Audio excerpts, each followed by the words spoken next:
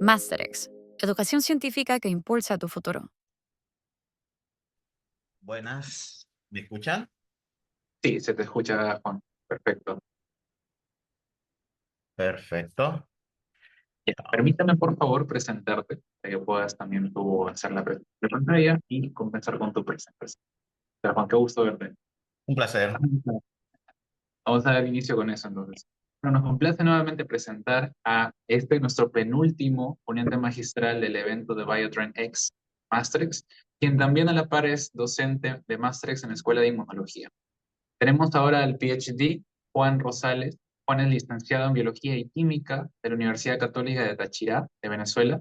Es magíster en Ciencia en Química Orgánica en la Universidad Simón Bolívar del mismo país y cuenta con un PhD en Ciencia Animal por la Universidad Nacional del Centro de la Provincia de Buenos Aires, en Argentina. Actualmente él es investigador postdoctoral en el Laboratorio de Biología e Inmunología de las Infecciones por Tripanosomátidos en el Instituto de Investigación de Ingeniería Genética y Biología Molecular del CONICET en Argentina. Y con gusto está haciendo su postdoc por ella. Con ello, Juan ha logrado una gran trayectoria profesional como especialista, especialmente en el campo de inmunología innata y de neuropatogenia viral. Hoy nos va a brindar la ponencia de inmunidad innata, la primera defensa de los patógenos. Sin más dilación, te doy el pase, por favor, Juan. Bienvenido. Bueno, muchas gracias por la presentación. Ya les comparto mi pantalla.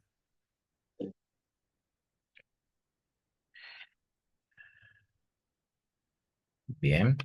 ¿Se logra ver la presentación? Sí, falta ampliarla nada más, pero sí se ve. Perfecto. Ahora sí, perfecto, gracias. Bien, bueno, muchas gracias por la invitación, primeramente. Es un honor. Y bien, yo les voy a presentar esta un pequeño pantallazo de lo que fue mi trabajo acá en Argentina y las proyecciones a futuro que tengo en esta línea. Entonces, esta presentación se llama Inmunidad Innata, la primera defensa a los patógenos. Un poco de mi trayectoria: soy químico y biólogo venezolano, hice maestría en química orgánica, allí trabajé en lo que es la síntesis de sales fundidas y líquidos iónicos para realizar síntesis orgánica clean chemistry, libre de solventes. Hice un doctorado en neuropatogenia de alfa-herpes bovino acá en Argentina y estoy haciendo ahorita el postdoc en edición génica de proteínas hipotéticas de Trypanosoma cruzi y viremia de Trypanosoma cruzi. Bien, entonces para entrar en materia vamos a hablar un poco sobre lo que es una breve introducción, un breve abrebocas, y luego vamos a desarrollar cómo es una metodología de investigación y desarrollo y planteamiento para un proyecto a futuro en la parte de virología y neuropatogenia relacionado con lo que sería el sistema inmune innato. Entonces, para comenzar, todo depende de esta señora, la célula. Bien, entonces, ¿qué podemos decir sobre la célula? La célula la podemos definir como esto: vendría a ser la unidad anatómica, fisiológica, energética y patológica de todo ser vivo, ¿correcto? Anatómica porque forma su estructura, fisiología porque toda la función de ser vivo va controlado por la célula, energética porque la energía que mueve la vida depende de lo que es la función de la célula, y patológica porque cuando una de estas funciones se descarría, desarrolla una patología. Si es por un agente externo como un virus, desarrolla una viremia, o en un caso de que haya una proteína errada o mutada, se desarrolla un cáncer, por ejemplo. Ahora, hagamos de cuenta que la célula es como un ser humano normal, en donde el cerebro es el que controla todo el cuerpo. Bien, allí está todas las funciones que necesita la célula, tanto para crecer y desarrollarse y cumplir su vida normal, que está almacenado en el ADN. Y todo eso se transcribe a una proteína. La proteína es la que cumple dicha función. Entonces, ¿cómo ocurre esto? Si la célula requiere alguna proteína para cumplir X función, ella lo que hace es busca ese gen y lo transcribe. Es decir, ese ADN lo pasa a ARN mensajero. Ese ARN mensajero sale del núcleo y es encontrado por un ribosoma y el ribosoma traduce ese ARN a una proteína. Esa proteína, sea cual sea, consumir una molécula de glucosa, de fructosa, lo que sea, no vamos a entrar en detalles, cualquier proteína, cumple una función X, esa función fue cumplida, ¿qué ocurre? Esa proteína es eliminada o desechada. Para ello ocurre un proceso que se llama ubiquitinación, en donde esa proteína es marcada como que ya no se necesita y viene otro complejo proteínico que se encarga de degradarlo, romperlo en cientos de pedacitos de aminoácidos entre unos 12 a 18 pares de 18 aminoácidos. Esos pedacitos, como lo vemos acá, son después procesados por la célula y se manifiestan en esta estructura, algo que se llama complejo mayor de histocompatibilidad. El complejo mayor de histocompatibilidad es lo que vendría a ser como una especie de señalización, donde indica que la célula está funcionando bien al sistema inmune. Estos complejos de mayor histocompatibilidad son proteínas de membrana que lo que se encarga es enseñar que la célula está funcionando bien a las células inmunes. Si hay algún error en esos trocitos de proteína, la célula va a reconocer esa anomalía y va a eliminar esa célula, porque para ella la considera como si fuese algo tóxico o nocivo, ya sea por un virus o sea que haya mutado a una proteína. Perdón, a un cáncer.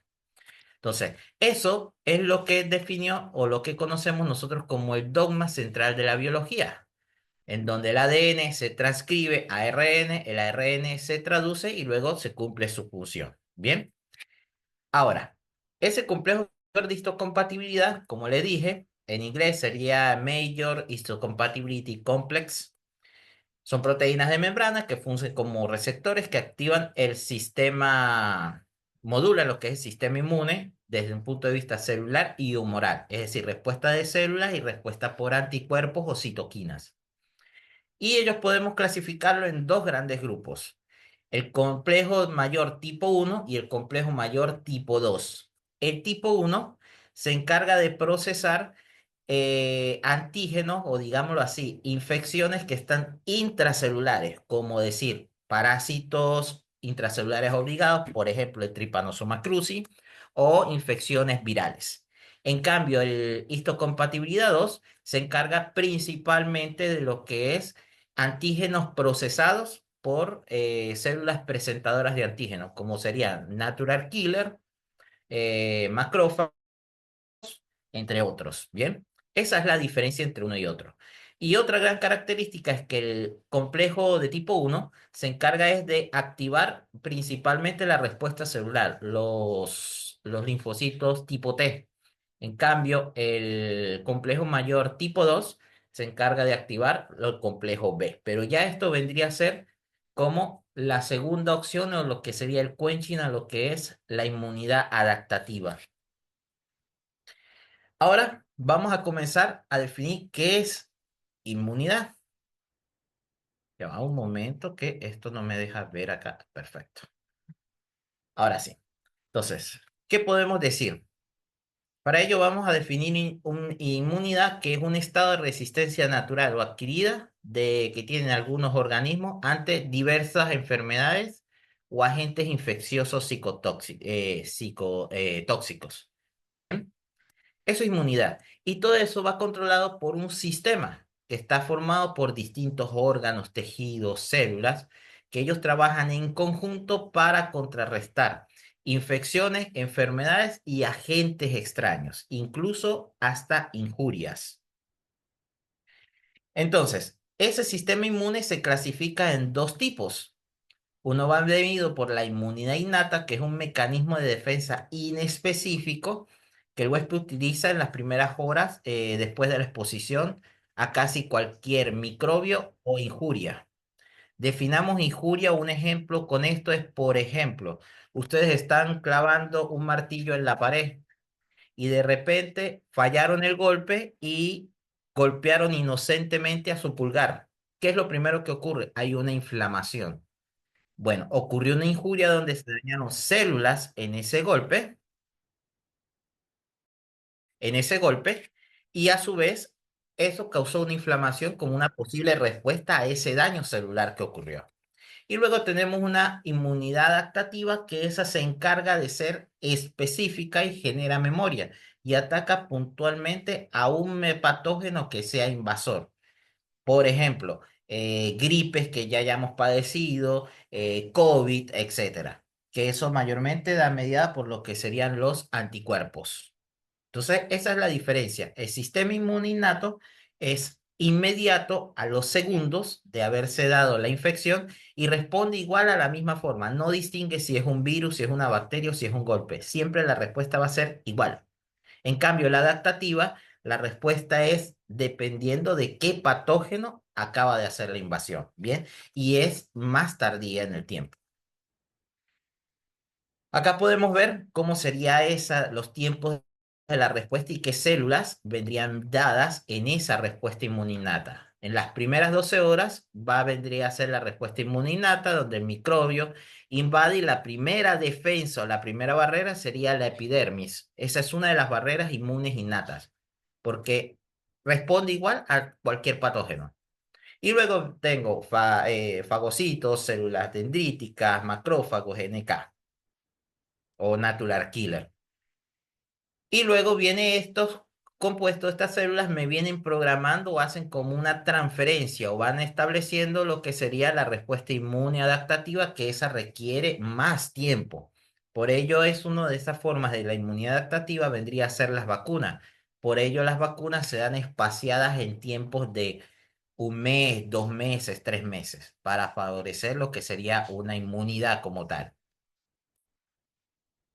Entonces, esta respuesta inmune vamos a ingresar es activada por receptores.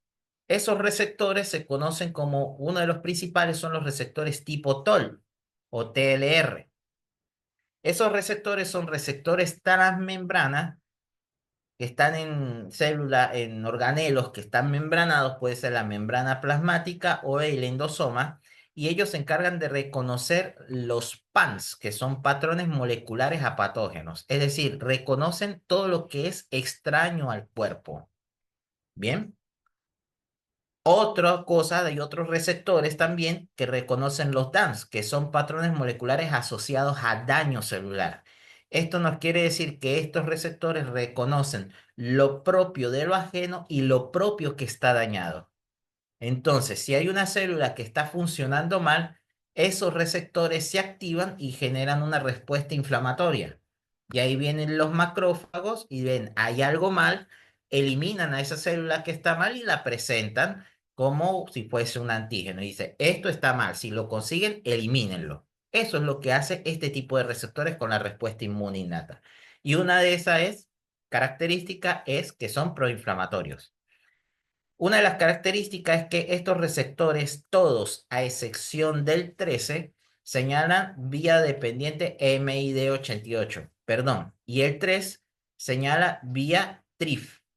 Esa es la única diferencia. Todos tienen la misma vía o el mismo iniciador de la cascada abajo, a diferencia del TLR3 que es TRIF. Acá podemos ver todos los receptores o la mayoría de los receptores que se encargan de lo que sería generar esa respuesta inmune innata, donde tenemos receptores de membrana que se encargan de conocer hongos, bacterias, y los endosomales que se encargan de reconocer mayormente nucleótidos, como vendría a ser virus o algún otro agente parasitario obligatorio intracelular.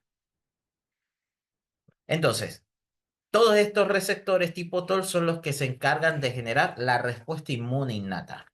Esa respuesta inmune innata, la primera y principal son la generación o la respuesta por interferones. Eso es lo primero que ellas activan. Los interferones son glicoproteínas señalizadoras o citoquinas que permiten la comunicación entre células donde dicen hay algo mal en la zona, estén pendientes, alertas, y así inhiben muchos mecanismos donde el virus o aquel agente patógeno puede utilizar para ingresar. Y ellos activan el sistema inmune en presencia de lo que serían virus, bacterias y tumores cancerígenos. Estos interferones se pueden clasificar en tres tipos. Tenemos los que serían los interferones tipo 1, alfa y beta, que ellos se encargan principalmente de combatir infecciones virales, inhibiendo directamente lo que es la replicación viral y haciendo como una programación de transferencia de la respuesta inmune innata a lo que sería la respuesta inmune adaptativa.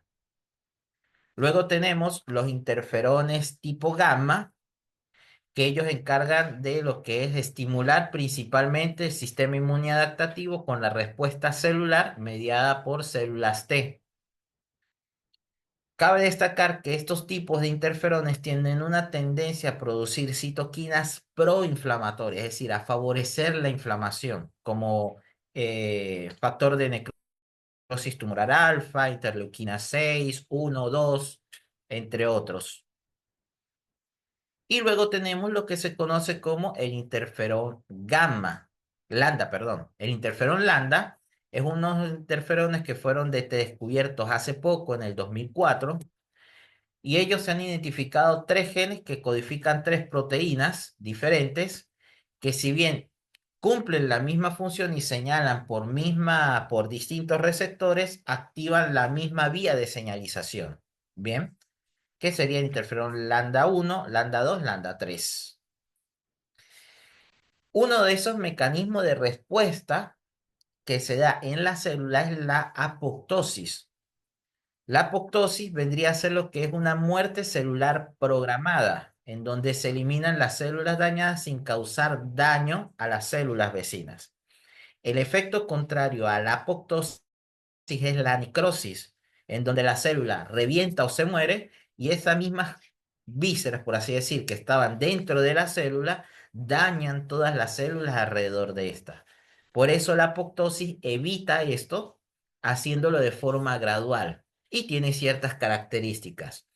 Una de ellas es que presenta cambios morfológicos en donde hay reducción del volumen celular y hay alteraciones del núcleo, como podemos ver acá.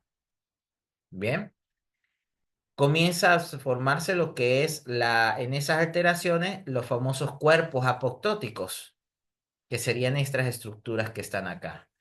Luego se condensa el citoplasma y las organelas, y eso favorece lo que serían factores mitocondriales y a su vez llaman o atraen a los macrófagos para que consuman esos restos de células que se están desprendiendo y esa célula que ya está en moribunda.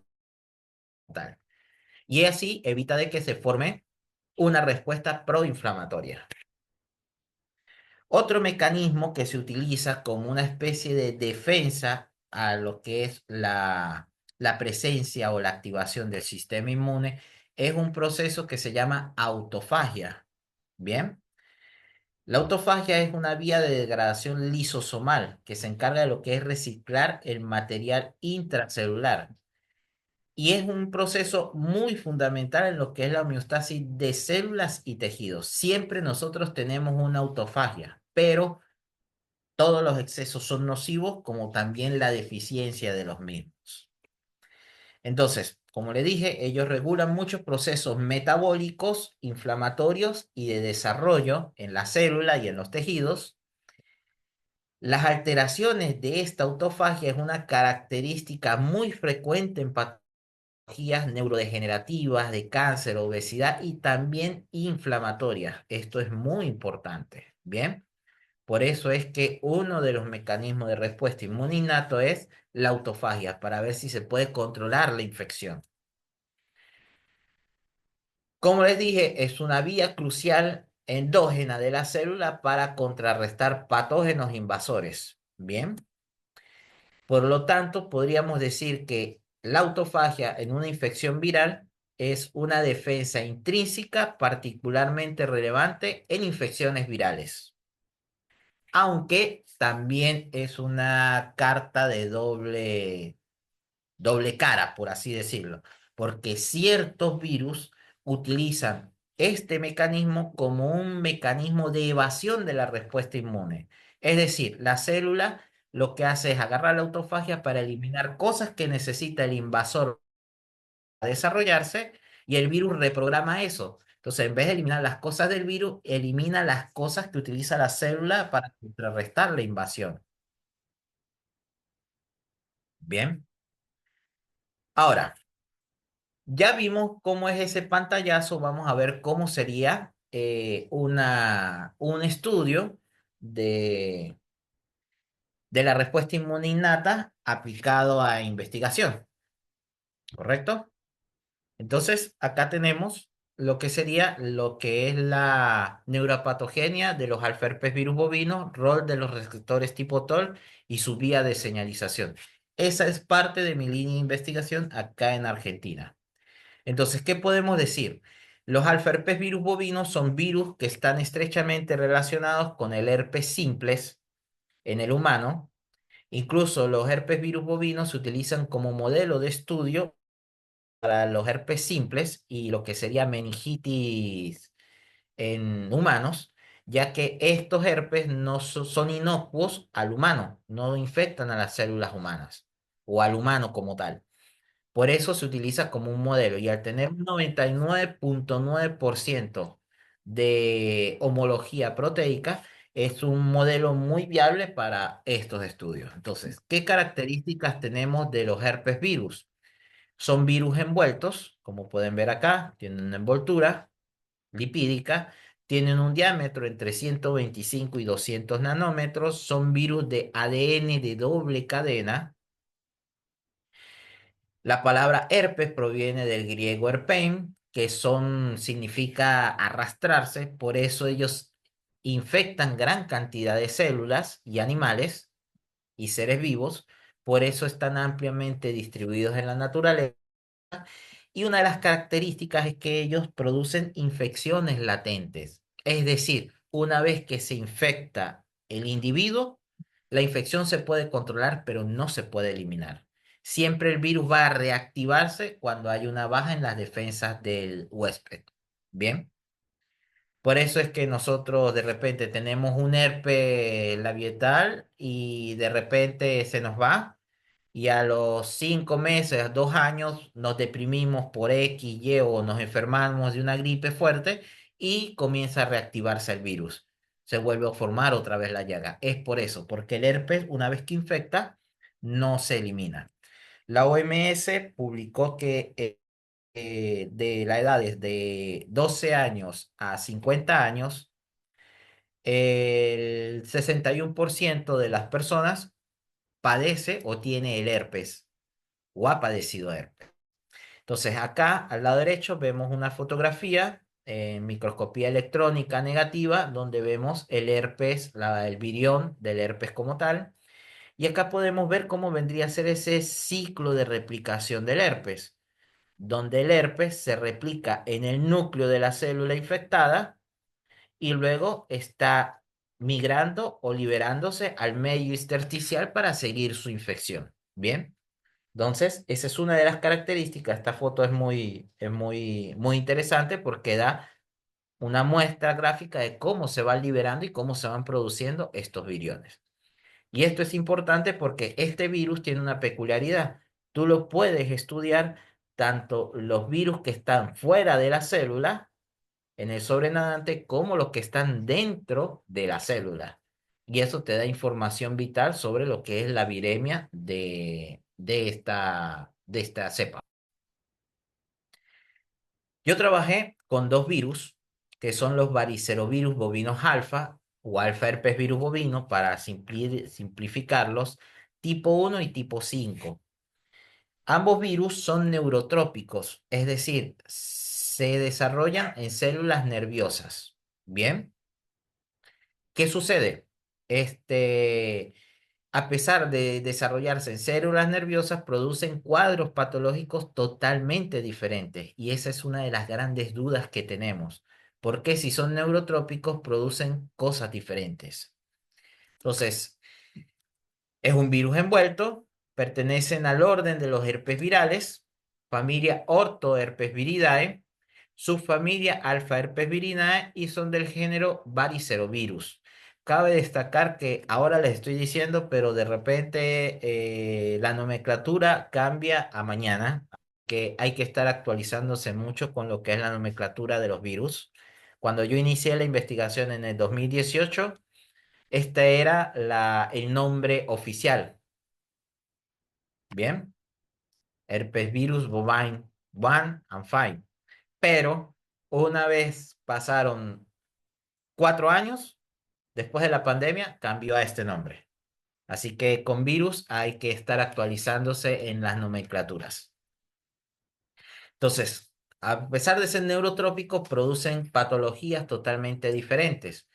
El herpes 1 principalmente se asocia a cuadros respiratorios de vías superiores, como vendría a ser conjuntivitis, infección, rinotraqueitis, también produce abortos, infecciones vaginales y ocasionalmente, pero muy raro, producen encefalitis, inflamación del sistema nervioso central.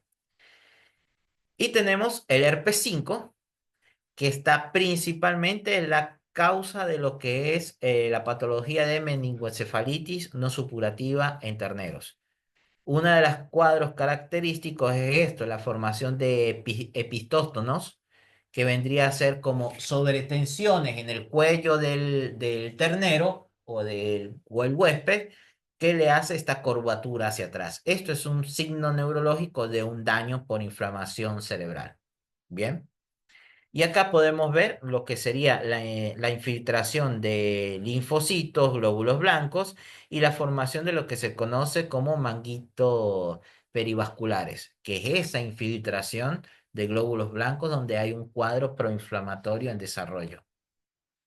Así sería un cuadro, digámoslo así, una visión histopatológica y también macrovisual de lo que sería la patología causada por estos dos virus.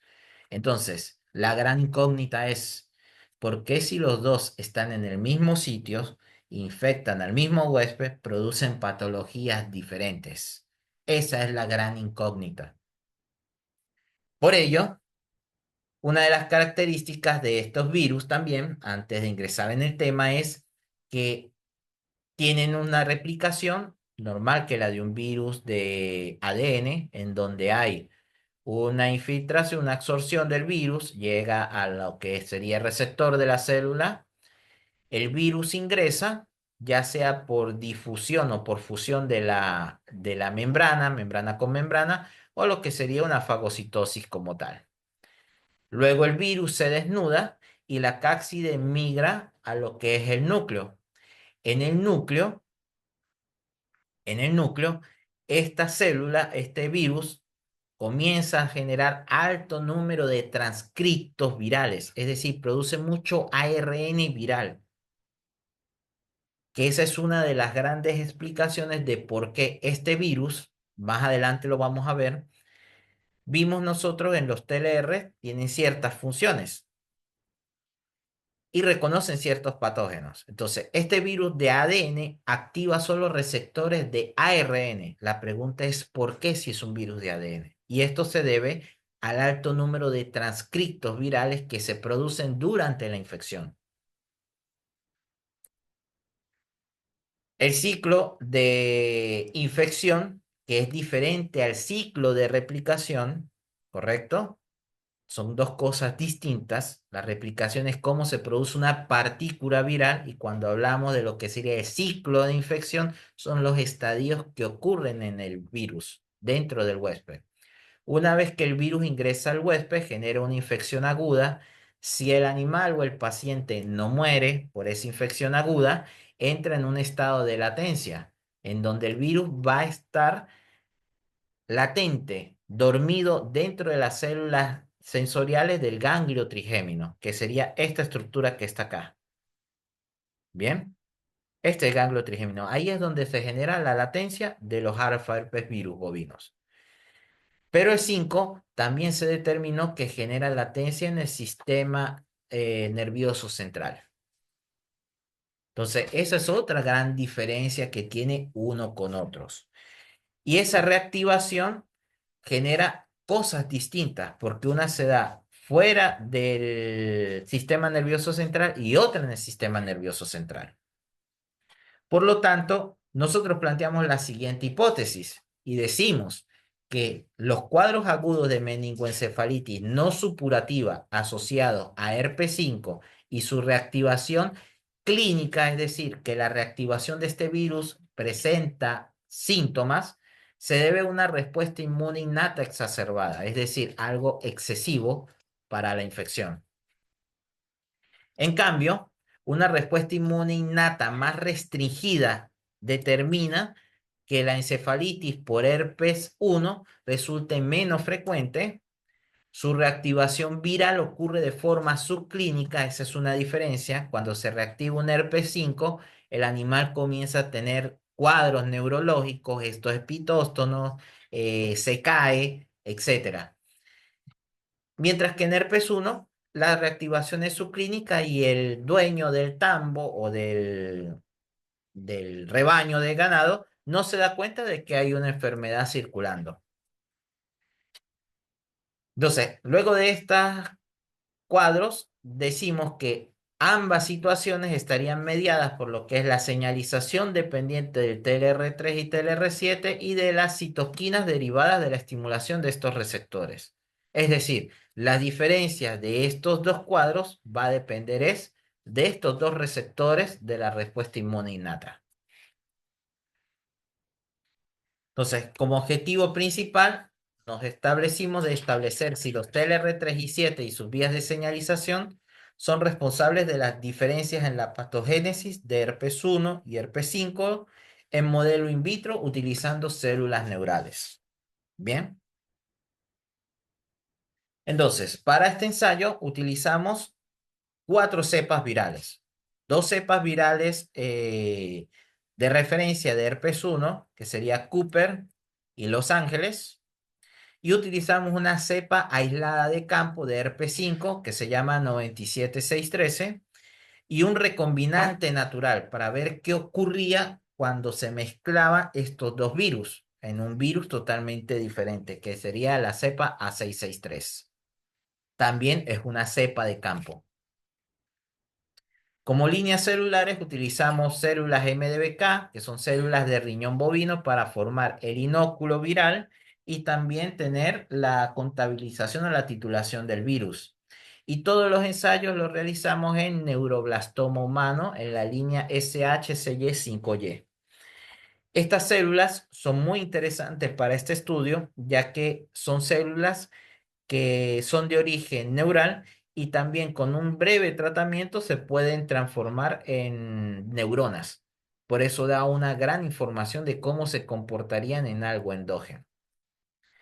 Entonces, procedemos a lo que sería el trabajo. Primero, realizamos una cinética de replicación viral, es decir, cómo se comporta cada cepa en esta línea celular neuronal.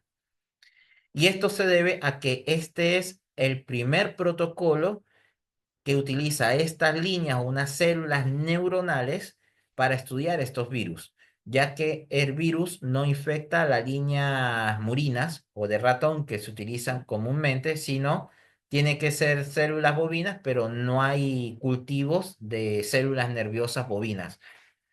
Lo único que hay es cultivo primario y eso es muy costoso y también difícil de conseguir. Y más lamentándolo mucho en nuestros países con los escasos recursos que tenemos en ciencia. Entonces, para hacer eso, primero vimos si este virus, si estas células permitían o eran permisibles a la infección por este virus, ya que no hay registros en el mismo. Entonces, las células se sembraron en placas de 24, se infectaron a una MOI de 1. Esto quiere decir que por cálculos matemáticos de titulación, ahí yo estoy colocando por cada célula una partícula viral. Bien, esto significa esta MOI. Si yo digo que es una MOI de 5, quiere decir que hay 5 partículas virales por cada célula. O 0,5, hablo de media partícula viral por cada célula. Se tomaron los sobrenadantes y las células al hacer de 0 a 4, 24 y 48 horas para ver cómo se replicaban y contabilizar. Estos se recogieron y se almacenaron a -80 y luego se titularon en células MDBK siguiendo el método Ritmonch. Bien, luego vimos lo que es la expresión génica, pero aquí utilizamos placas de 6 pocillos para tener mayor cantidad de células y disponer de mayor cantidad de ARN. Y acá tomamos horarios de 6 y 24 horas. Extrajimos lo que sería, se extrajo el ARN con trisol siguiendo el protocolo, se cuantificó en un nanodrop. Luego ese ARN se digirió con DNasa, es decir, cuando haces una extracción con trisol, arrastra todo, ADN y ARN. Y para ello debes digerir ese ADN genómico. Porque a ti te interesa es ver los niveles de expresión, es decir, después de la transcripción. Luego ese ARN se retrotranscribió a cDNA y esos genes se cuantificaron con real time utilizando el programa REX para establecer la mm, expresión relativa génica. La cinética viral que se observó. Acá vemos un ejemplo. Esto sería el virus fuera de la célula. ¿Recuerdan la fotito? Cuando estaba fuera de la célula. Y esto vendría a ser el virus intracelular, dentro de la célula. Y se logró observar que las cepas de herpes 5 en estas células neuronales replican de forma más eficiente que las cepas de herpes 1. Lo mismo ocurrió en las células, en los títulos virales de las células. Bien, dentro de la célula, donde se puede ver que a las 24 horas alcanzaron los mayores títulos herpes 5 y luego comenzaron a decaer. Pero herpes 1, las cepas de herpes 1 siguieron de forma exponencial. Esto se debe a que acá en este punto había ya la monocapa de células estaba tan destruida por la infección viral que no había células donde el virus se pudiera replicar. Por eso decayó significativamente. Mientras que herpes 1 siguió creciendo constantemente. Entonces, esto nos indica a nosotros que herpes 5 replica de forma más eficiente que herpes 1 en esta línea neuronal. Luego caracterizamos cómo es esa infección.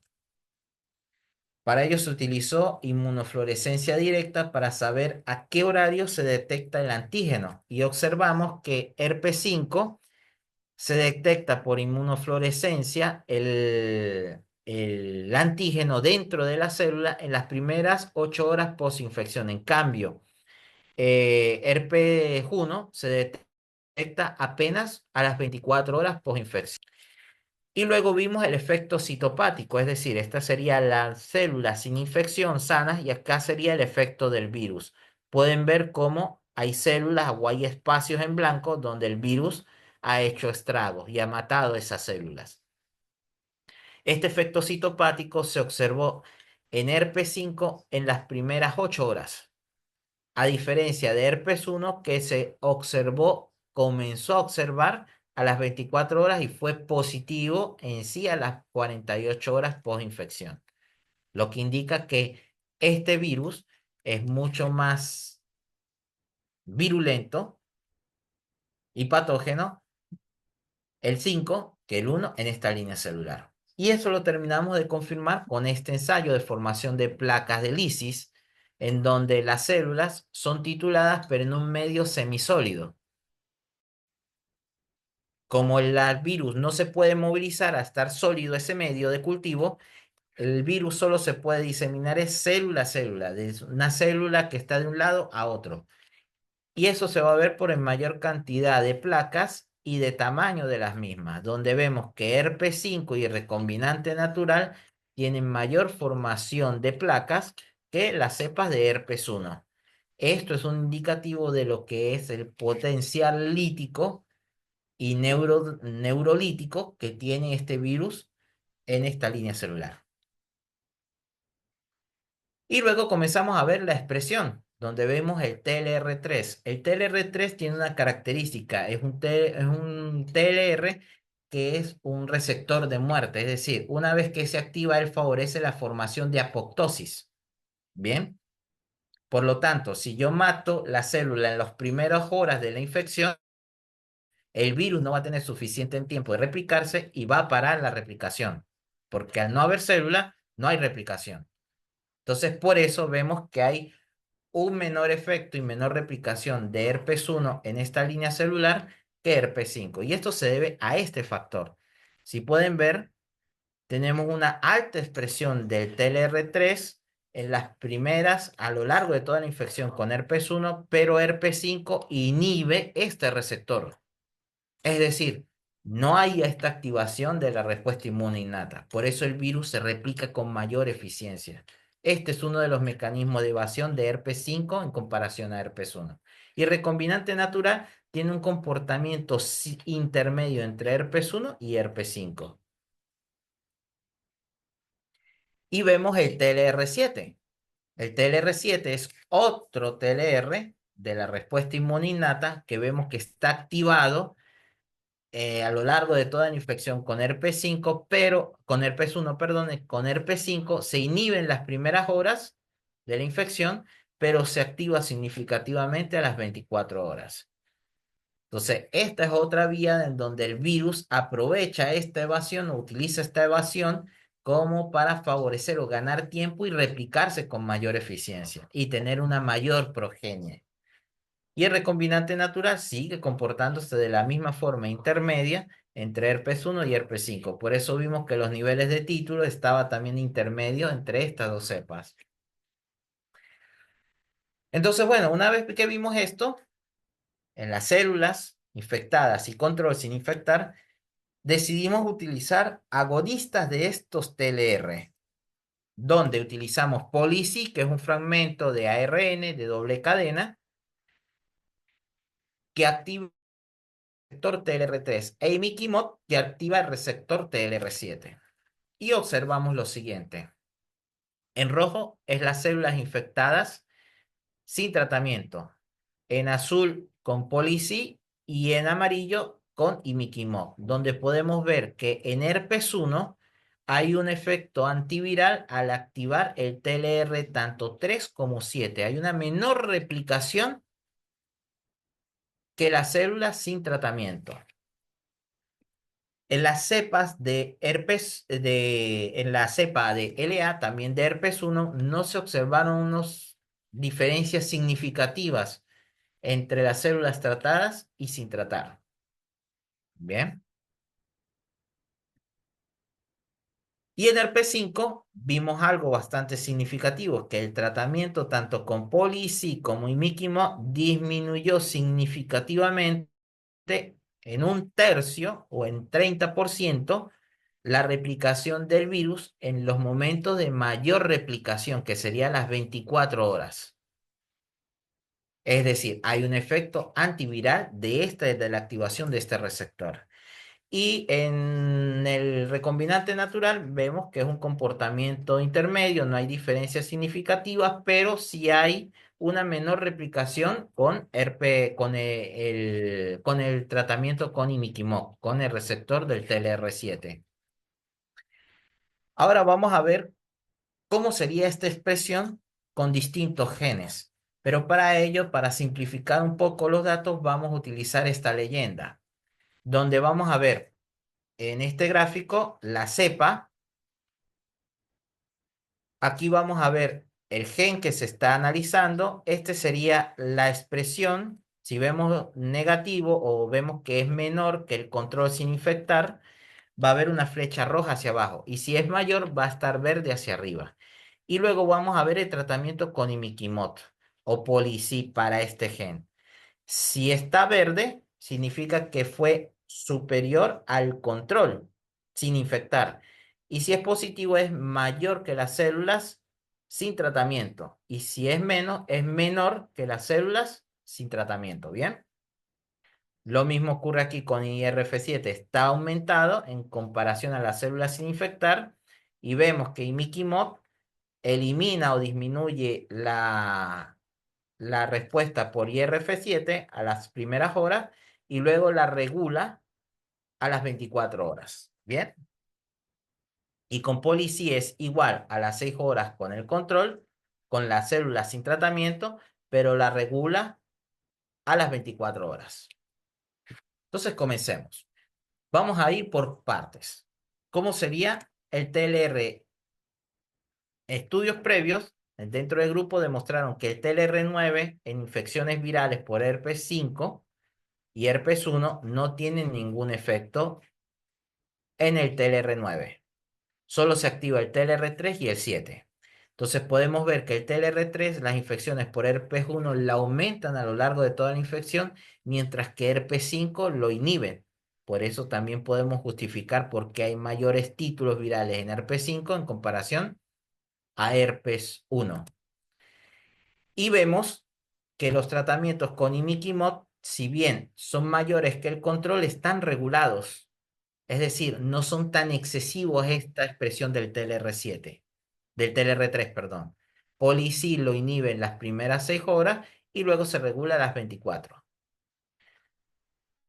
Pero en el TLR3 con herpes 5 ocurre esto. En las primeras horas está inhibido, pero a las 24 horas se activa y podemos ver que también esta activación también disminuyó lo que es la replicación viral. Así que tiene un efecto antiviral la activación de este TLR. Con el TLR7 observamos el mismo comportamiento en herpes 1 que con el 3 y en herpes 5 solo hay una inhibición en las primeras horas. A las 24 horas se activa, concordante con los sitios, con los horarios de mayor y menor replicación. Y imiquimod lo que hace es, y Policy en herpes 1 lo que hace es una regulación de esta expresión. Bien. Ahora, con el TLR7, imiquimod no lo activa en las primeras horas, pero sí lo activa y lo aumenta a las 24 horas posinfección. Y Policy promueve lo que es la activación de este receptor o esta respuesta inmune. Vemos el factor de transcripción,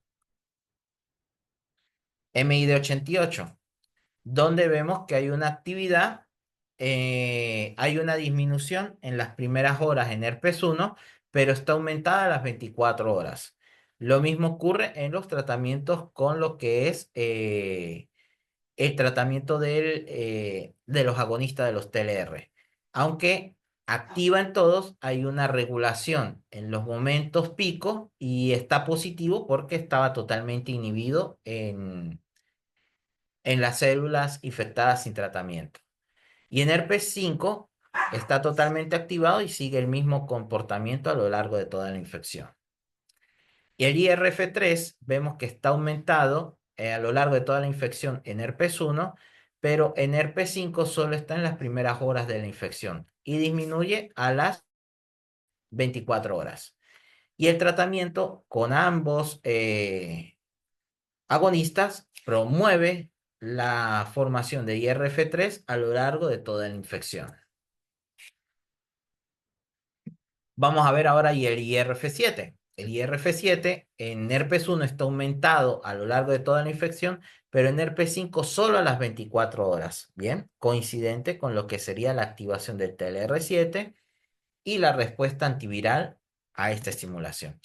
Y lo mismo ocurre cuando se le aplican los tratamientos. Hay una inhibición en las primeras horas con imiquimod, pero hay una regulación en lo que sería las 24 horas. Ahora, con Policy hay una regulación y la expresión es igual. Pero con herpes 5, en imiquimod está aumentado a lo largo de toda la infección. Igual ocurre con Policy. Estos receptores activan lo que sería NF-κB, que es un modulador o un iniciador o un promotor de lo que sería la producción de interferón o de la respuesta a interferón.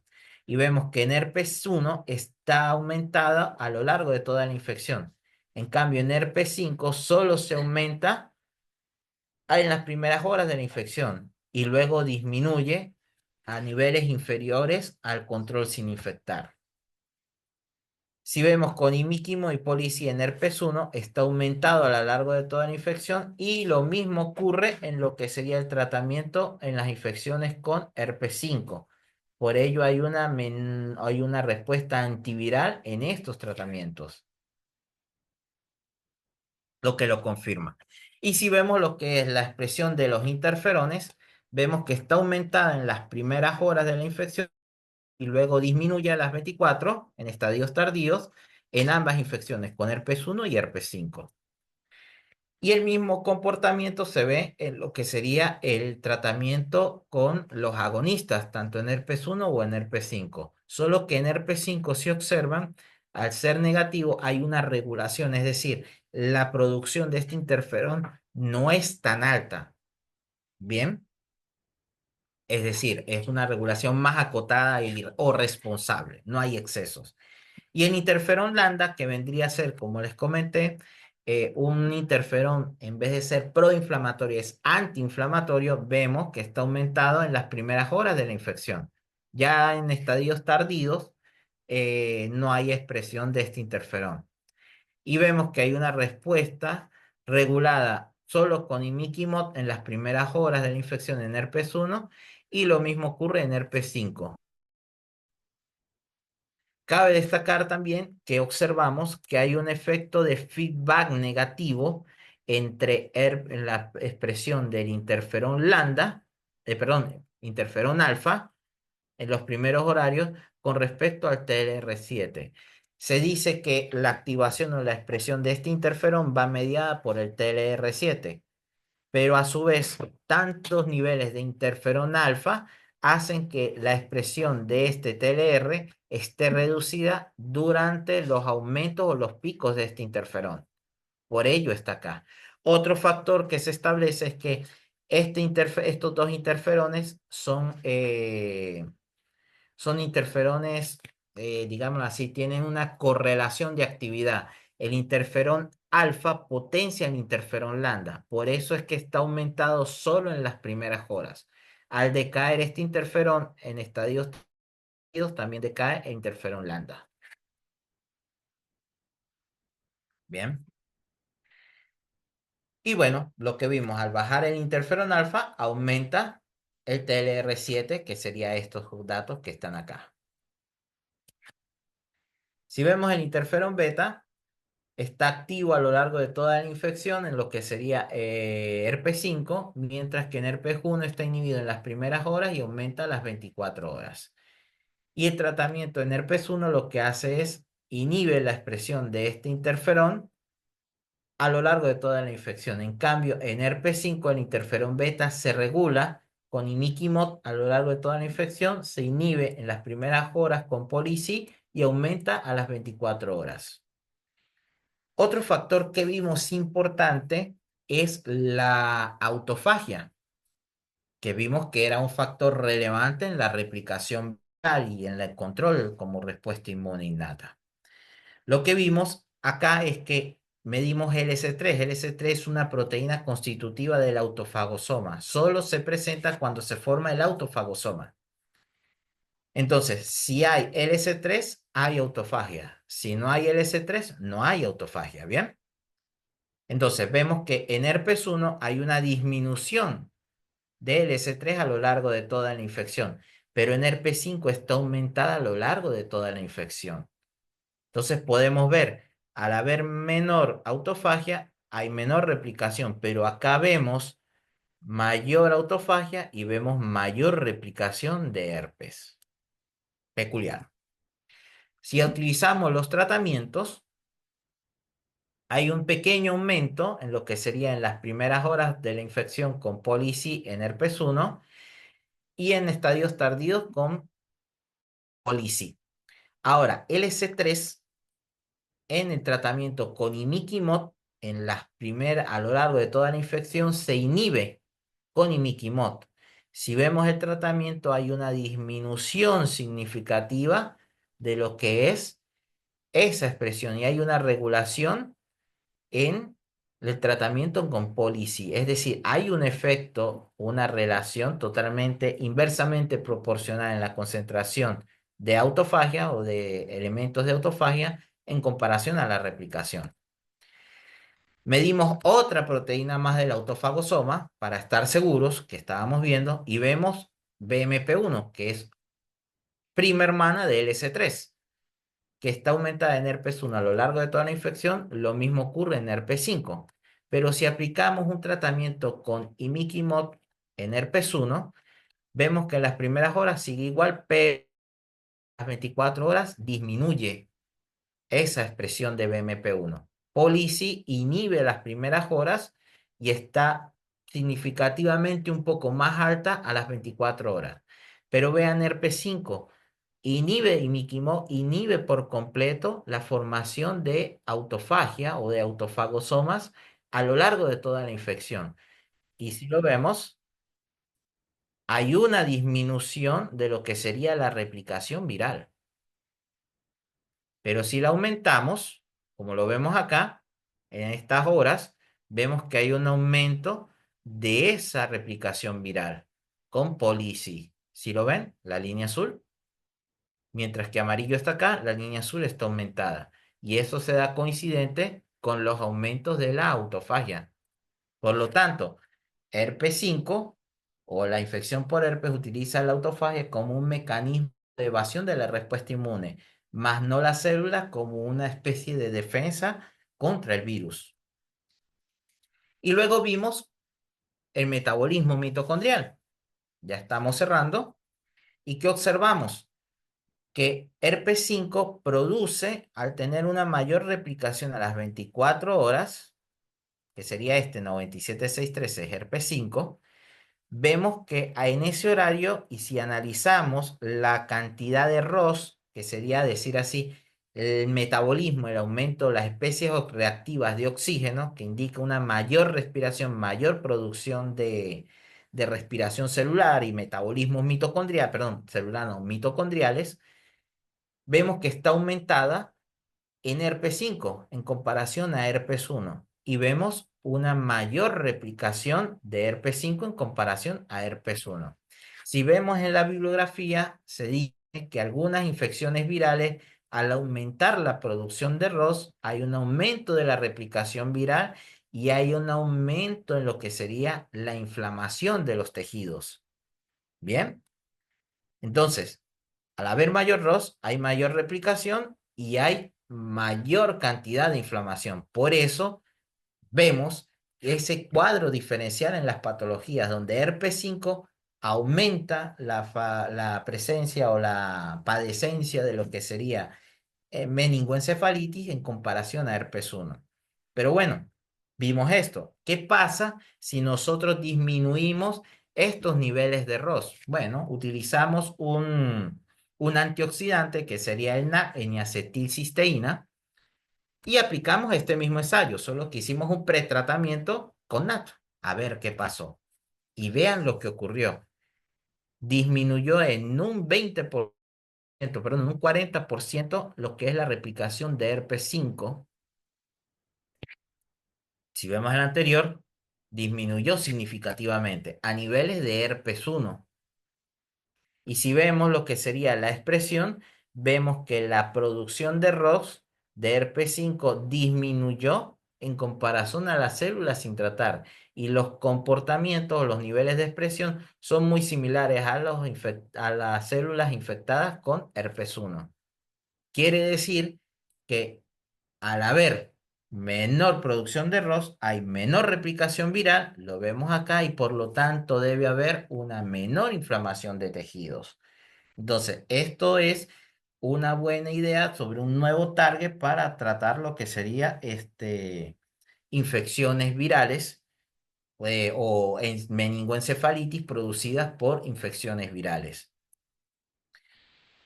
Como conclusiones de todo esto, podemos decir que en la replicación viral, las cepas neuropatogénicas de herpes 5 replican de forma más eficiente que herpes 1 en células neurales.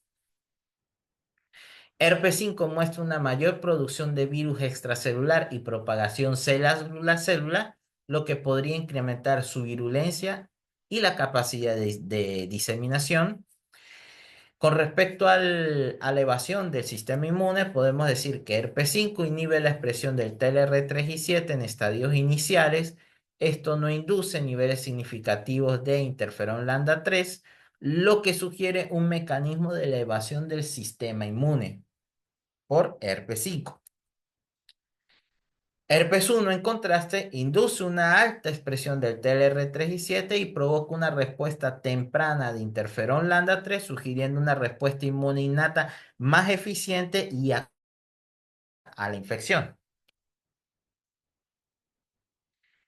Dentro del rol de los interferones, podemos concluir que herpes 5 induce una alta expresión de interferón alfa, en los inicios de la infección, potenciando la neuroinflamación, pero también ejerciendo un feedback negativo sobre la expresión del TLR7. Y en herpes 1 induce una respuesta tardía más robusta por interferón beta, mientras que herpes 5 lo provoca una respuesta inicial fuerte. Es decir, todo lo inflamatorio está en el primer momento de la infección, a diferencia de herpes 1 que lo hace de forma más regulada o acotada. Podemos ver que hay un sinergismo entre el interferón lambda y el interferón alfa que controla la replicación viral en las primeras de las células neurales. Y el impacto de agonistas y antioxidantes, podemos decir que imiquimod es un agonista del TLR7 que reduce la replicación viral de herpes 1 en etapas tempranas e inhibe la replicación de herpes 5 en etapas tardías. Bien, destacando la especificidad del efecto antiviral según la cepa y el momento de la infección.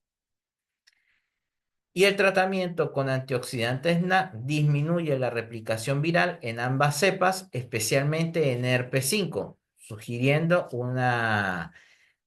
que las especies reactivas de oxígeno ROX favorecen la replicación viral. Bien, es decir, a menor ROX, menor replicación y menor inflamación. Con respecto a la apoptosis y autofagia, herpes 5 induce unos mayores niveles de apoptosis en células neurales, lo que puede contribuir a su capacidad de causar un daño y aumentar su potencial patogénico. Herpes 5 también modula la autofagia, lo que podría tener implicaciones en la patogénesis viral como un mecanismo de evasión de la respuesta inmune innata. Y diferencia entre la respuesta inmune innata, podemos decir que herpes 1 aumenta la expresión de MID88 y las moléculas de señalización del TLR3 y 7, estimulando una respuesta inmune innata y ayudando a inhibir la replicación viral en células neurales. Y herpes 5 provoca una mayor producción de ROS comparado con herpes 1, correlacionándose con mayores títulos virales. Esto vendría a ser parte de la producción científica que ha generado este pequeño fragmento de la investigación, donde tenemos ya 5 publicaciones ya establecidas y actualmente están en revisión estas 2 publicaciones por parte de los auditores. Bueno, muchas gracias por la presentación y espero que haya sido de su agrado. Gracias, Juan. Y qué locura, la verdad, la cantidad de artículos que han podido lograr a partir de la investigación. Que, por cierto, para poder llegar a eso ha sido bastante minuciosa el paso a paso que han dado para conocer esta enfermedad. Bueno, en realidad, la forma en la que reaccionan el sistema de los bovinos a estos dos virus. Sí, Eh, este proyecto inició con la tesina de veterinaria de mi directora de tesis en el 2002. wow. Y luego pasó ella su maestría, pasó ella su doctorado, pasó ella su postdoctorado, luego pasó mi codirectora como tesista doctoral, como Ujú. investigadora y otro doctor más antes que yo. Y luego yo seguí así. Ellos pasaron, bueno, toda la respuesta inmune y los receptores y luego lo fueron acotando. Bueno, ya son 5, bueno, ya son 3 y luego yo llegué a 2 y después determiné, ahorita hay 2 becarias más donde está solo una con el 3 y aparte otra está con metabolismo y así va todo, como decir así, hemos ido dentro del grupo, se ha ido desgranando todo desde lo macro hemos acotado y reducido el embudo.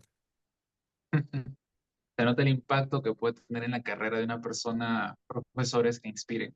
Y es lo que nos gustaría siempre tener en nuestros caminos, en todas las carreras. Genial que existe este grupo de investigación y que hayan tenido una investigación transgeneracional, se podría decir, de Sí, persona a persona.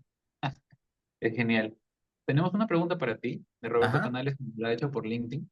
Menciona, ¿podrías explicar un poco más sobre cómo modula la autofagia la respuesta inmune innata frente a patógenos intracelulares? Bien, ¿qué pasa? Eso va a depender también del tipo de patógeno que está, pero se ha publicado, a nosotros nos hace falta ver eso, que lo estamos cuantificando por Western Blot, que Western Blot Perfecto. es Western Blot, es una cosa aparte. Bueno, estamos cuantificando para ver las proteínas, porque se dice que la autofagia se encarga, por así decir, el virus tiene proteínas que se están replicando en este sector, entonces la célula produce un autofagosoma y ¡plum! Se come eso.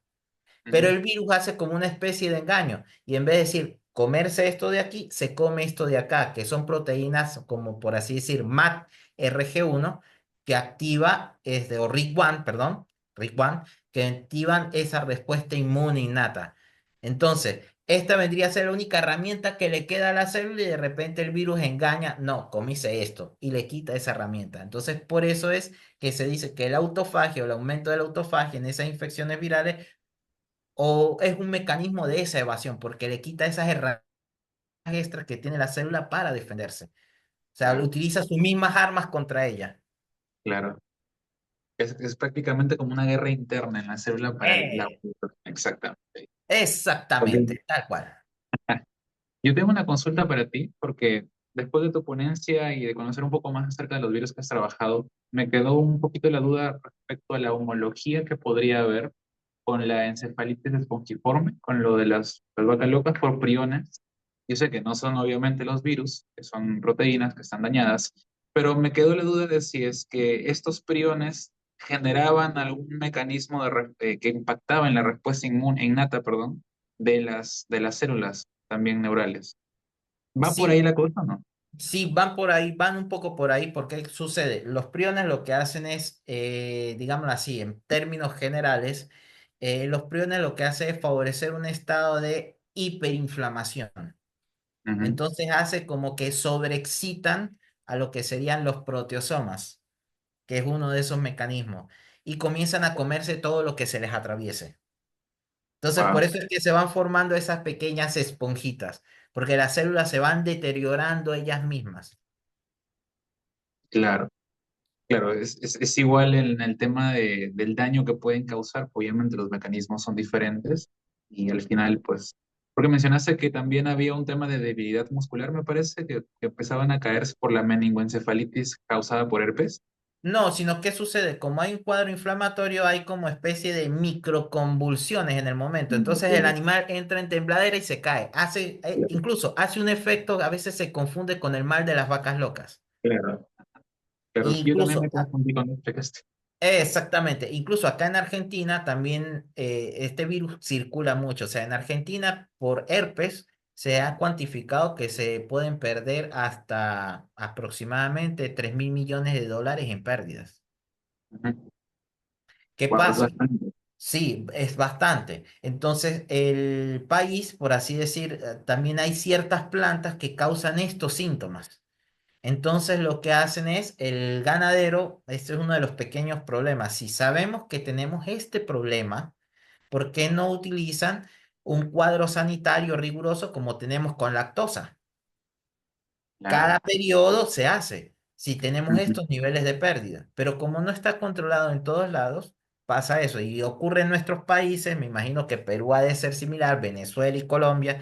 Ah, ujú, hubo un aborto, el ganadero llegó y vacunó a los animales con todo lo que produce aborto, neospora, herpes, lo que se le atraviese, ujú. sin ver pues, específicamente qué es. Y ahí es donde viene este tipo de problemas con resistencia contra antimicrobianos, etcétera, porque aparte de meterle eso, también le mete antibióticos, Claro. oxitetraciclina, Ujú. penicilina, así, todo. Y ahí es donde venimos todo mal. Y eso hacemos nosotros los latinos. Sí, Sí, sí, sí, falta bastante regulación también y un poco de educación en el sistema de cómo... Eso tiene que ver incluso con el sistema de salud humano, ¿no? Que también nos Sí, automedicamos muchísimo. es que ahorita, actualmente, por lo menos a nivel, digamos, ahorita de salud, en términos generales, ya se habla de una salud. Y ahí estamos hablando de tres factores: salud humana, salud ambiental y salud animal. Claro, de enfoque One Health. Ujú. Gracias, Juan. La verdad es que ha sido bastante enriquecedora la ponencia y para comentarles también a los oyentes que contigo, que eres también parte del equipo de docentes de máster, que estamos elaborando un curso de inmunología, básicamente fundamentos de inmunología, así que lo vamos a librar en su momento y ya también haremos alguna presentación para que conozcan más del curso. Gracias, Juan, por tu tiempo. No, Por estar gracias a aquí. ustedes. Un saludo. Y bueno, cualquier cosa estoy a disposición para conversar o colaboraciones. Excelente, excelente. Ya saben también, por favor, cualquier tema de colaboración, Juan estaba presto también para ello.